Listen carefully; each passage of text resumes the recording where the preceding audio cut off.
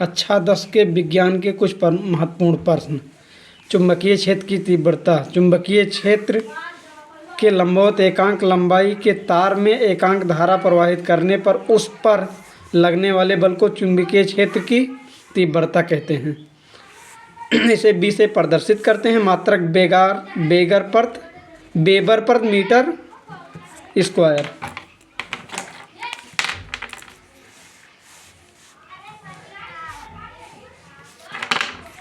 चुंबकीय बल रेखाएं। चुंबकीय बल रेखाएं वे रेखाएं हैं जो उस साधन पर चुंबकीय क्षेत्र की दिशा को आवृत्त प्रदर्शित करती हैं तथा इन रेखाओं के किसी बिंदु पर खींची गई स्पष्ट रेखा उस बिंदु पर चुंबकीय क्षेत्र को प्रदर्शित करती है। चित्र ऐसा रहेगा।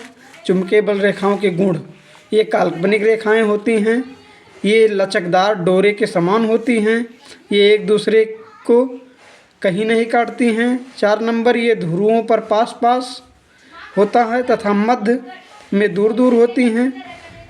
ये उत्तरी ध्रुव से निकलती हैं और दक्षिणी ध्रुव पर समाप्त होती हैं। फ्लेमिंग के दाएं हाथ का नियम। ये महत्वपूर्ण प्रश्न है।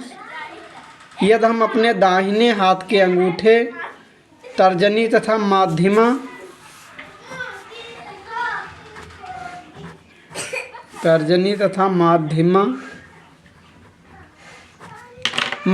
अंगुली को एक दूसरे के लंबवत फैलाएं तो अंगूठा गति के चालक को प्रदर्शित करता है।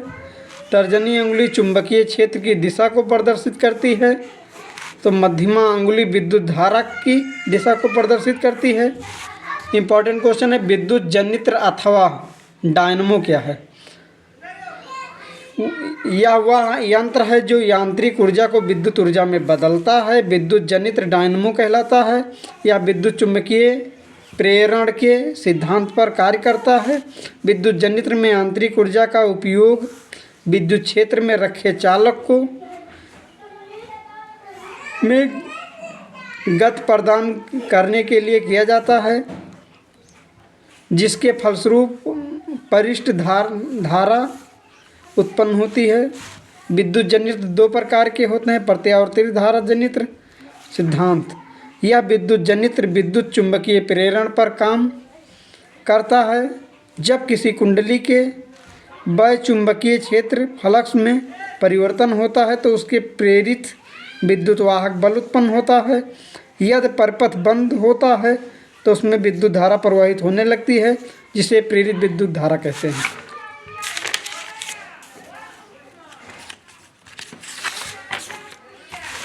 संरचना। विद्युत क्षेत्र की संरचना। क्षेत्र चुंबक।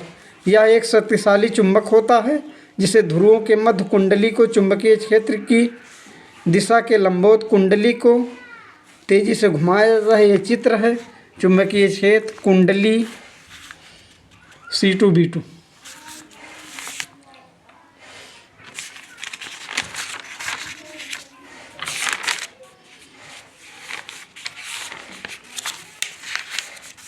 साबुनीकरण। Very important question.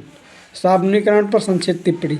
जब उच्च वसीय अम्लों को कार्बोक्सिलिक अम्लों के सोडियम तथा पोटेशियम लवण साबुन कहलाते हैं। ये तेलों और वसाओं के तन यानी ये 2OH या KOH द्वारा जल अपघटन से प्राप्त किए जाते हैं।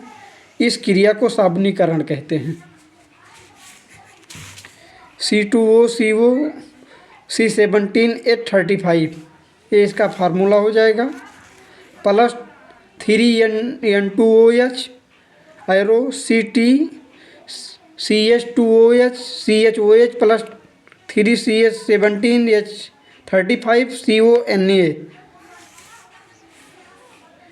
फिर है C2O COCl3H35